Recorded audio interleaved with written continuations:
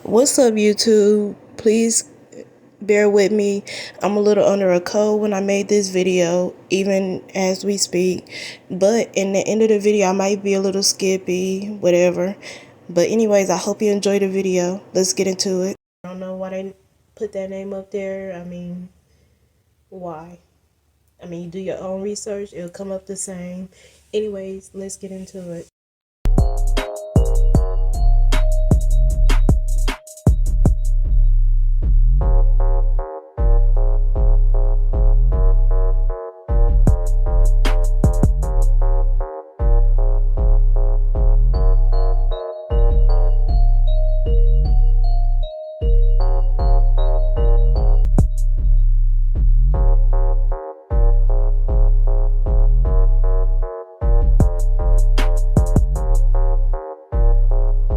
Predominantly black-owned town in Fort County, Georgia.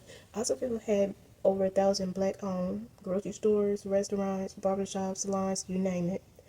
Until 1912, following an alleged assault and murder of a white woman named May Crow, racial tensions escalated dramatically. 3 black men were arrested: Rob Edward, Ernest Knox, Oscar Daniels. Edward was lynched and the other 2 were swiftly convicted and executed by an all-white jury.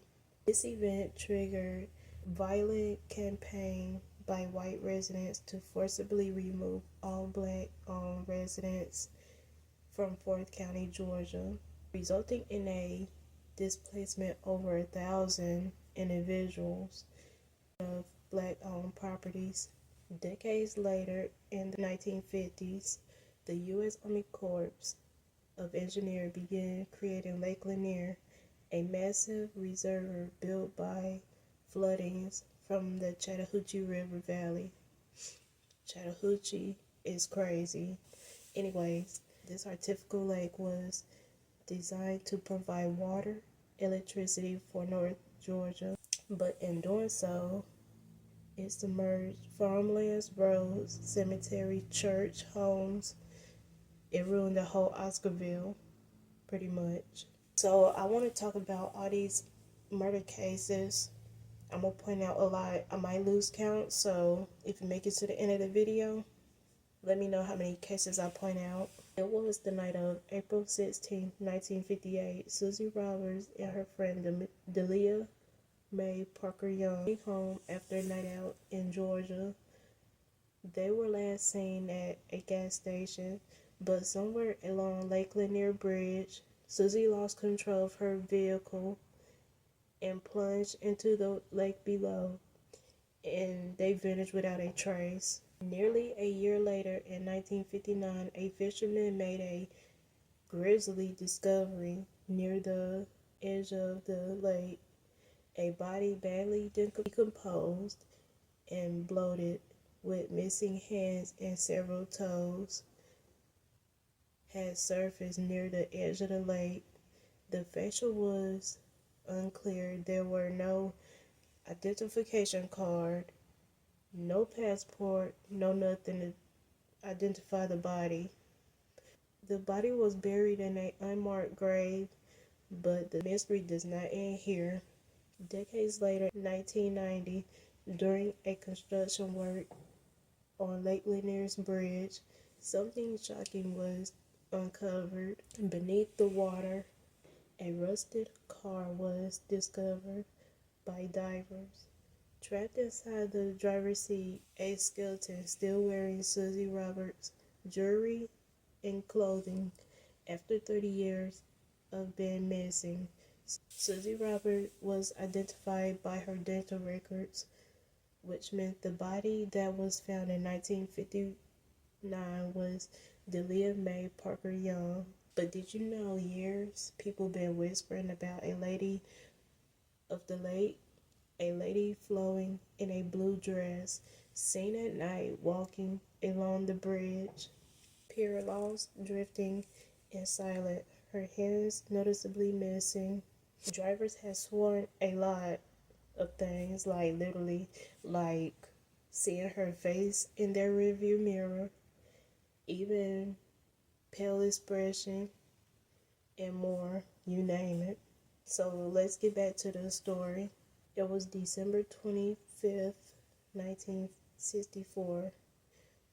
Two families, the Browns and the Roger family, bundled up in a station wagon that cold but hopeful morning. Their plans were to pick apples for Christmas dinner. Laughter filled the car of 11 people alone driving down Lanier's Bridge. Dad collapsed into a power pole, lost control of the vehicle, spun out of control, then plunged off the edge into the lake below. The water swallowed the vehicles in seconds, like literally. Onlookers rushed to the scene. Drivers and rescuers fought against the cold, murky water, but it was too late for most. 7 people died that morning, 4 survived, forever changed by what they witnessed and what they lost. That case remains the deadliest single accident ever known at Lake Lanier. Sunday, June 6, 2004, Alessandro Perez Coronel from Frostwell, Georgia, traveled to Lake Lanier with a friend who's unknown. Later that day, Alessandro and that friend tried to swim across the west bank of Lake Lanier.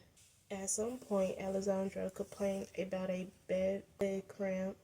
They decided to swim back to shore, but unfortunately, Alessandro drowned in doing so. June 7, 2004, it was verified by that friend. The body they found belonged to Alessandro. A couple, 21-year-old Lemaine and 23-year-old The Thing. They were both from Alpharetta, Georgia. They traveled to Lake Lanier for the holiday weekend with 9 other individuals. That night around 11 p.m., there was a heavy rain and wind during the time. The boat reportedly hit a submerged obstacle. 3 people reportedly jumped into the water to free the boat.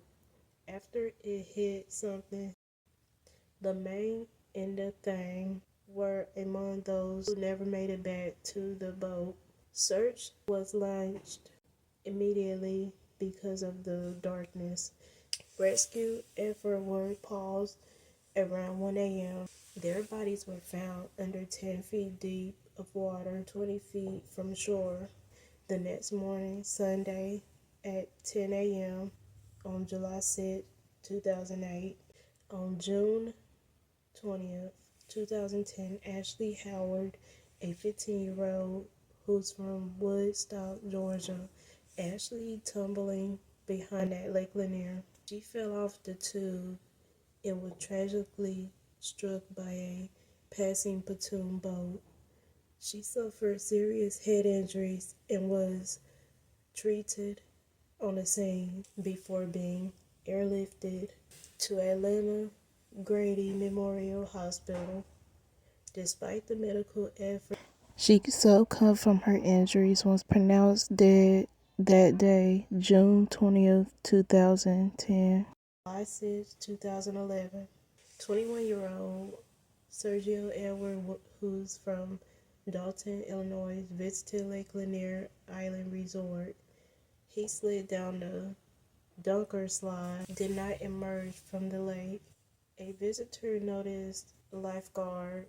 4 minutes later, lifeguard rescued his unresponsive body. CPR was attempted before he was transported to the Northeast Georgia Medical Center, where he passed away the next morning. The cause was from accidental drowning.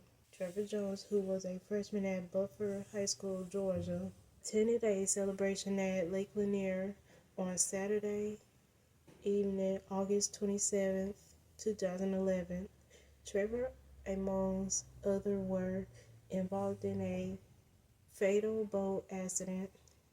2 boats carrying A combined total of 15 passengers collapsed near the Hall Bank of Dawsonville. That is located at the edge of Lake Lanier. Most were injured.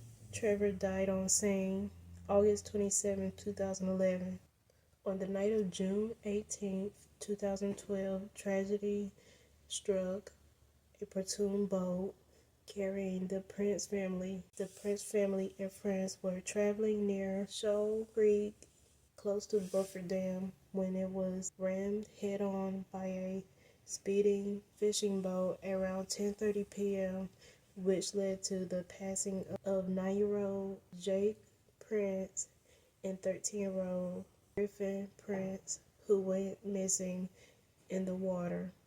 After the 9 days of search, their bodies were found at 113 feet, discovered by divers and water electronics. Paul J. Burnett, the boat operator, was charged with BUI, boating under influence, amongst other charges such as reckless operation and failure to render aid. On July 6, 2012, 11-year-old Kyle Glover and a 15-year-old girl riding on a inner tube being towed behind the pontoon boat by a family friend, Jeffrey Simmon Hubbard, when a jet ski struck the kids.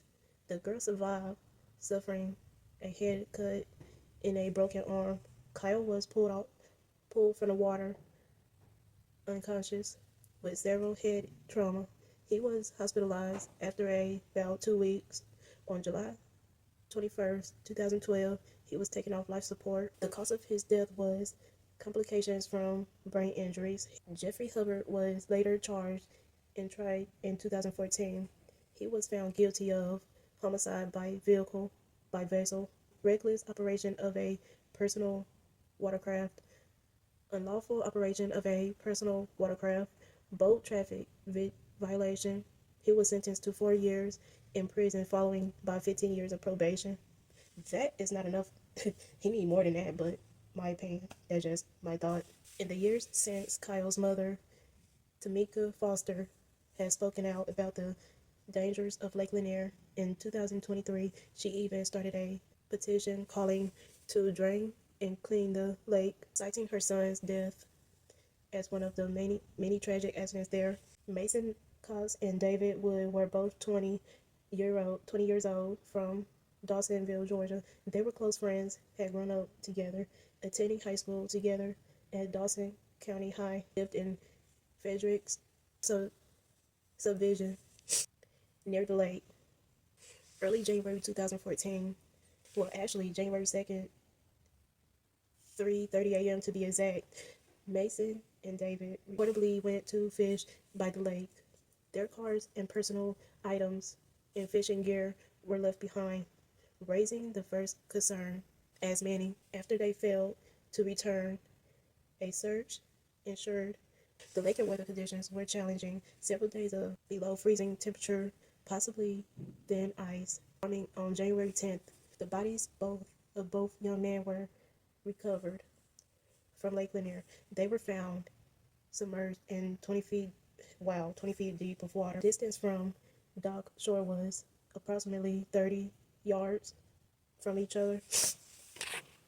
But on January 13th, the medical examiner has ruled their death was drowning complications by hypothermia. If you made it to the end of the video, leave your comments down below of what you think about the video. If you want more Lake Lanier videos, put part 2 in the comments. And when you subscribe, make sure you put on your bell notification.